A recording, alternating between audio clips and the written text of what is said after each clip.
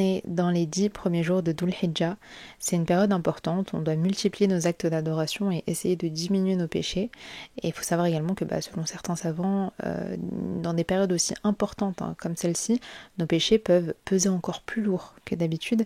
Et c'est pour ça que le musulman doit davantage faire ce travail constant sur lui-même, celui de Jihad al-Nafs, la lutte spirituelle. Parmi les choses qui dévient le musulman du droit chemin et qui rendent cette lutte spirituelle difficile, il y a les péchés, les tentations, shaitan et enfin les passions. Et je vous en ai déjà parlé, j'ai déjà fait un épisode sur Jihad al-Nafs, mais on va continuer à en parler encore et encore, parce que ça fait partie de ces choses-là qui ne vont pas nous quitter. Du début jusqu'à notre fin ici-bas, on va être face en fait à toutes ces choses-là. Vous l'aurez compris, on va parler aujourd'hui de la passion. Toutes ces occupations, tous ces divertissements, toutes ces choses qui n'appartiennent uniquement qu'à ce bas monde et qui éloignent le musulman du chemin véridique et qui altèrent son comportement et qui le rendent détestable. Mais avant d'aller plus loin, j'aimerais très rapidement te faire découvrir Qurban.fr. Qurban.fr, c'est un organisme qui permet d'offrir un mouton pour le sacrifice du Eid. Parce que oui, la fête du Eid arrive très bientôt et le sacrifice du mouton aussi. D'accord, je sais qu'on est très nombreux à ne rien avoir encore prévu. Le sacrifice du mouton en islam, c'est une sunna à ne pas délaisser. C'est un acte d'adoration, voire même une obligation pour la majorité, et on ne peut pas fermer les yeux dessus en fait quand on a les moyens. C'est pas facultatif quand on a les moyens de sacrifier un mouton. Et l'avantage avec Qurban, c'est qu'en fait, ils vont sacrifier une bête en votre nom, à votre place, et en plus de ça, ils vont vous envoyer une vidéo nominative. Donc vous avez vraiment la preuve en fait que voilà, il y a bien eu un sacrifice en votre nom. Et d'ailleurs, la viande, elle est redistribuée aux plus démunis à Madagascar. Et vraiment, faut pas oublier qu'à Madagascar, il y a des musulmans qui n'ont pas la possibilité de faire le sacrifice du Eid, qui n'ont pas assez d'argent et qui en fait ont juste pas cette habitude-là que nous on a de manger aussi facilement et aussi régulièrement de la viande. Donc vraiment pour eux c'est quelque chose d'hyper important et c'est beaucoup plus utile là-bas qu'ici en fait. Et bien évidemment je pense qu'on rencontre toutes et tous des contraintes de toute manière sur le sacrifice du mouton en France, mais je vais pas vous faire la liste, vous les connaissez déjà. Donc voilà, pour celles et ceux qui veulent faire un beau sacrifice, je vous laisse cliquer sur le lien qui est en description de cet épisode. On en revient donc, j'allais vous dire, on en revient donc à nos moutons. Franchement, j'aurais été trop marrante. Bref, la meuf elle rigole toute seule. Bon, je reviens à ce que je disais, la passion. La passion en arabe, ça se dit hawa, et c'est très souvent par ce mot, en fait, ce mot-là qu'on va retrouver dans le Coran. Et la plupart du temps, c'est un mot qui est utilisé pour désigner tout ce qui va être négatif, en fait. Tout ce qui est en lien avec le cœur, avec ce truc-là de suivre quelque chose, et cette chose-là en question n'est pas forcément bonne pour nous. Et justement, Allah, il nous a mis en garde contre les passions de ce bas monde, et à plusieurs reprises dans le Coran, mais je vais vous partager les versets juste après. Ce qui a motivé l'épisode d'aujourd'hui, et si tu écoutes mes épisodes depuis pas mal de temps, tu sais très bien que je m'inspire beaucoup de ce que je vois sur les réseaux sociaux, c'est les nombreuses images et vidéos que j'ai vues ces derniers jours, ces dernières semaines, celles des jeunes qui s'empressent d'entrer dans des salles de concert pour y voir leur artiste et leur rappeur préféré. Bien évidemment, je pense à Jul, je pense à Nino. Je vais pas vous faire la meuf Zerma, je sais pas de qui je parle, etc. C'est faux, je sais très bien de qui je parle et ici on donne les noms. Et notamment Jul, j'ai vu des vidéos, des foules énormes, des personnes qui courent vers l'entrée et qui en fait finissent par se marcher dessus, qui finissent par se blesser, qui finissent par s'entretuer, qui finissent par agresser le personnel, etc. Les gens, la sécurité, les gens qui travaillent en fait, tout simplement. Ces personnes-là qui perdent toute civilité quand ils rencontrent leur artiste préféré, et encore rencontrer c'est un grand mot, juste quand ils le voient sur scène en fait. C'est également ceux qui en viennent à adopter des comportements irrespectueux dès que leur équipe de foot gagne ou perd d'ailleurs, dans les deux cas c'est à peu près la même. Voilà, c'est les mêmes scénarios qu'on va retrouver dans la rue. Et je suis totalement en train de vous parler de la finale de la Ligue des Champions. C'est 3 morts, d'accord ? 3 morts, plus de 500 personnes en garde à vue, des voitures brûlées, des magasins pillés, des canalisations détruites, des comportements quand je fais ça, tu dis juste A'udhu billahi minash shaitanir rajim en fait. Et je vous l'ai dit, dans la joie comme dans la tristesse, on a à chaque fois les mêmes scénarios. Et le pire ici, c'est que ces personnes-là, c'est nos jeunes, c'est nos frères, c'est nos sœurs, c'est les générations futures, c'est la future société en fait. C'est ceux qui font toute une société et qui pour une bonne partie est musulmane. Ça c'est un des exemples de ce à quoi mènent les passions. Football, musique, et vous allez voir on va parler d'autre chose. C'est très facile de vous sortir ces exemples-là parce que c'est les plus récents, mais c'est aussi les exemples sur lesquels on tape beaucoup, on fait beaucoup d'amalgames, où on va vraiment utiliser tout ça pour encore taper sur les Arabes, les musulmans, les minorités, taper encore sur ce truc-là de racisme, créer encore plus de racisme plutôt. C'est très facile de vous sortir ces exemples-là, et donc j'ai pas envie de continuer à vous en parler parce que vous allez le voir, il y a d'autres choses qui sont considérées comme des passions et qui vont vous pousser justement à avoir des comportements irrespectueux et à tout simplement abandonner le bon comportement, le comportement du musulman. Et dans ces passions, dans les passions de ce bas monde, il y a le travail. Et on va parler du travail parce que aujourd'hui, on est dans une société où justement on nous pousse tous à avoir un CDI, à signer pour 35 heures, voilà, enchaîner les heures sup, je ne sais combien de temps de trajet pour se rendre au travail, etc. Et le danger derrière, c'est qu'en fait, on fait passer notre religion après notre CDI, après nos heures sup. Il y a cette question-là d'argent aussi. Faut toujours faire plus, faut toujours gagner plus, et des fois aller jusqu'à faire des choses totalement haram pour l'argent. D'ailleurs, les paris sportifs aussi, hein. On va en parler. Et je peux continuer sur des exemples comme ça, et notamment pour nous les filles, parce que tout ce que je viens de vous sortir là les rappeurs, le football, le travail, etc., c'est des choses qui, j'ai l'impression, touchent davantage les hommes, mais on va pas fermer les yeux sur nous aussi, hein. Franchement, les filles, il y a pas mal de choses qui nous touchent, notamment l'embellissement, les produits de beauté, maquillage, cheveux, les ongles, les cils, etc. Toujours avoir plus, toujours faire plus, et ce qui va faire en fait comment dire, que juste tu vas faire de ton apparence, excusez-moi de l'expression, mais tu vas faire de ton apparence ton Dieu. C'est-à-dire que ton apparence, ça va devenir ta priorité numéro 1. Donc en fait, vraiment, dans les passions, il faut comprendre ça. Il faut comprendre les choses qui vraiment nous poussent à avoir les pires comportements possibles, à retirer toutes les bonnes manières, à retirer tout le respect, à être nuisible pour les gens qui nous entourent, être voilà un danger. Et de l'autre côté, il y a ce truc-là où en fait on va juste s'éloigner tout simplement de la religion et faire d'une futilité une priorité. Et c'est ça, c'est là où il faut comprendre que c'est un danger en fait. Et je l'ai noté aussi ici, on va en parler, les relations en mariage par exemple. Les hommes, les femmes, toujours vouloir repousser nos limites quand il s'agit du sexe opposé. Pour beaucoup d'hommes, les femmes, c'est une... on peut appeler ça comme ça, c'est une fitna, c'est une énorme tentation, c'est ce qui les pousse à avoir des comportements exécrables, et pour certaines femmes également, pour qui les hommes ça peut vraiment être une tentation aussi, et ça peut être aussi une épreuve. Allah il peut nous tester sur ces choses-là, et c'est là où ça peut être extrêmement dangereux, parce qu'en fait tu peux te mettre, et je le redis et je le re-redis, à avoir des comportements que tu n'es pas censé avoir. Et vous savez, c'est là aussi où on découvre à quel point l'être humain est faible, à quel point Allah il nous a créé, comment dire, d'une manière où, subhanallah, genre je trouve que à travers tout ça, à travers tous ces exemples que je vous ai donnés, on est très faible. Pour un rien, on change d'attitude. Pour un rien, on oublie nos principes. Pour un rien, on oublie facilement qui nous a créés et qu'est-ce qu'on est censé faire ici-bas. Et je vous l'ai dit, Allah subhanahu wa ta'ala, il nous a mis en garde contre les passions. Dans Surat al-Jathiyah, verset 23, il dit « As-tu vu celui qui a fait de sa passion sa divinité?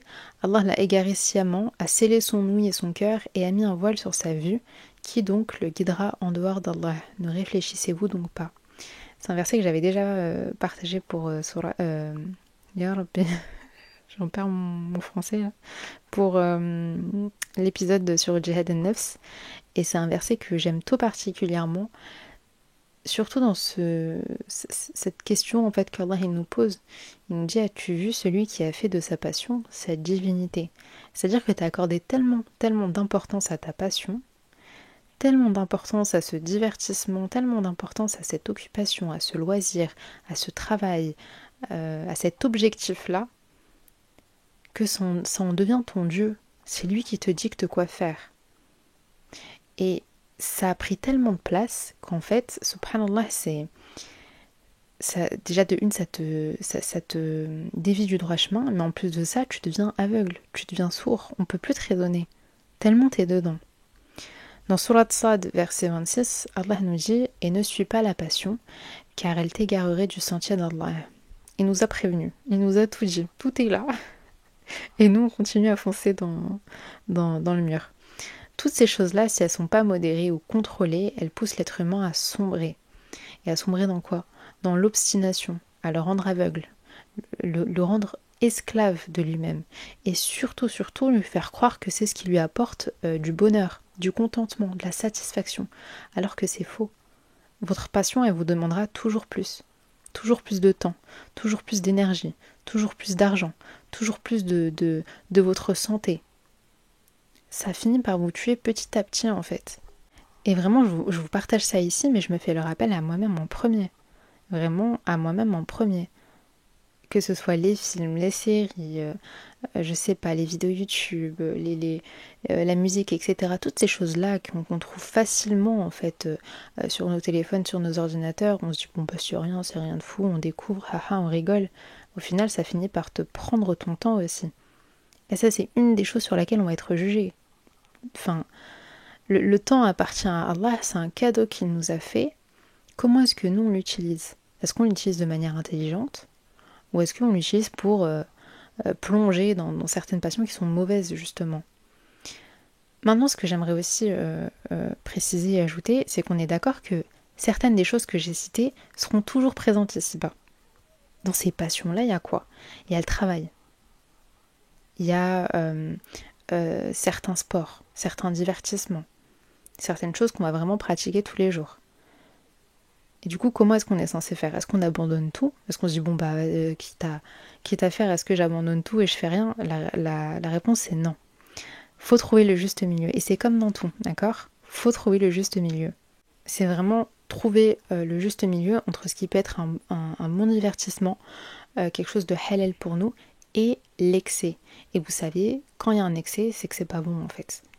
Vraiment, je pense qu'on est assez intelligent pour déterminer qu'est-ce qu'on peut garder dans notre vie en tant que divertissement, en tant que loisir, et qu'est-ce qu'on est obligé de retirer, d'enlever, qui dans notre société peut également être perçu comme un divertissement, comme un loisir, mais qui est haram pour nous. Je parle de la musique par exemple. Aujourd'hui c'est répandu partout, on a de la musique partout, on a tout le monde qui vont dans des concerts, etc. Limite c'est normal. Mais est-ce qu'en islam, c'est quelque chose qui est autorisé? La réponse, forcément, c'est non.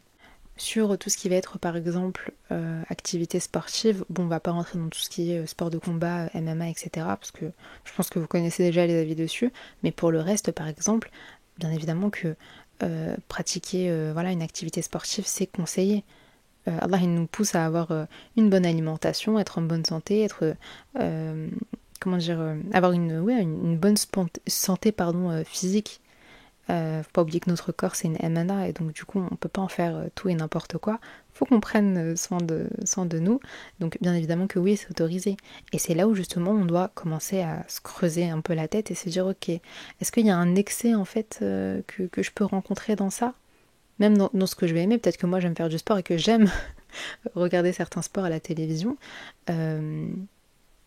Ok, c'est cool, c'est autorisé, mais il y a sûrement un excès dedans et je dois trouver le juste milieu. C'est à nous de jauger en fait tout simplement à travers ce que Allah subhanahu wa ta'ala il nous a appris. Et pour les sœurs, et ça me concerne aussi, sur tout ce qui va être par exemple l'embellissement, tout ce qui va être maquillage, coiffure, vêtements, etc. Parce que faut en parler aussi, et je sais que ça peut concerner également les frères, mais ouais, sur les vêtements, sur la consommation, acheter tout le temps par exemple des nouvelles tenues, des nouvelles baskets, etc. Ça aussi, ça peut être une passion, d'accord? On peut tomber dans ce truc-là de j'achète, et au final, je me retrouve à être dans l'excès et à limite avoir une obsession pour toutes ces choses-là. Encore une fois, dans ça, va falloir trouver le juste milieu. Ok, qu'est-ce qu'il dit Allah sur la beauté par exemple? On sait que Allah il est beau et qu'il aime les belles choses. Il aime comme quand le musulman, quand la musulmane prennent voilà, soin d'eux, quand ils font en sorte d'être toujours bien habillés, de sentir bon, d'avoir des vêtements propres, d'être présentables, de ne pas sortir comme des clochards, etc. à l'extérieur, même quand on est à la maison, de ne pas être négligé, mais il y a une limite entre ce qui plaît à Allah et ce qui est totalement convenable et l'excès. Et ok, bon là je crois que là je crois que je fais trop. Là je crois que j'ai dépassé les bornes, que j'ai mis tout mon argent dedans, que je m'investis trop dedans, ça me prend trop de temps. Et au contraire, les choses qui vont m'être utiles ici-bas et dans l'au-delà, bah je m'investis pas dedans, je donne pas de mon temps. Je donne pas de mon temps dans l'apprentissage du Coran, dans la recherche de la science, dans les études, etc. Toutes ces choses-là. En vrai, là, je vous jure, c'est tellement simple que j'ai l'impression que je sais pas. J'ai l'impression que je me prends trop la tête à essayer d'expliquer, à vouloir bien expliquer. Mais je vous promets que c'est simple en fait. Vraiment, c'est simple. C'est juste à nous de se poser des questions de temps à autre. Bien évidemment, on termine cet épisode-là avec des conseils et forcément je vais répondre à une question, comment est-ce qu'on fait pour se défaire de nos passions et justement des passions qui sont vraiment mauvaises? Et bien la première chose c'est de placer Allah subhanahu wa ta'ala, Allah azza wa jal, au centre de notre vie. Apprendre à le connaître, découvrir ses noms et ses attributs. Qui est Allah? Pourquoi est-ce que je dois l'adorer? Multiplier aussi les actes d'adoration et vraiment chercher le bonheur dans son adoration. C'est ça aussi qui est important, c'est la question du bonheur. Je crois que j'en ai même pas parlé tout à l'heure, mais on pense souvent que c'est notre passion qui va nous apporter de l'épanouissement, du bonheur, de la satisfaction, etc. Mais ça, c'est que de passage. Ça, c'est tu te sens au max pendant, je sais pas moi, quelques heures, 2-3 jours, et après ça y est. Tu reviens à ton quotidien, tu reviens à ta vie, et puis cette question de bonheur-là, au final, tu te dis bon bah. Je sais pas où le trouver. Donc vraiment chercher le contentement, je dirais surtout, on peut dire aussi le bonheur, hein, dans son adoration. Et c'est ça aussi qui est en lien avec Jihad al-Nafs d'ailleurs, c'est que en gros, pour pouvoir vraiment s'accrocher à notre spiritualité, à notre religion, c'est de nourrir notre âme par les bonnes actions, par les actes d'adoration, par le rappel d'Allah. Et plus tu nourris ton âme par toutes ces choses-là, plus ça va être facile pour toi d'agir dans le bien. Ensuite, on a, comme je vous l'ai dit, on en a parlé tout à l'heure, essayer de trouver le juste milieu et être modéré. Un musulman qui n'est pas modéré, il n'a rien compris dans sa vie. Un musulman qui est dans les excès et dans tout, hein, autant dans la pratique de la religion que, je sais pas moi, dans ses occupations ici-bas, il n'a absolument rien compris. Donc vraiment, on essaie de trouver le juste milieu et d'être modéré. Et enfin, et j'appuie vraiment là-dessus, éviter les mauvaises fréquentations.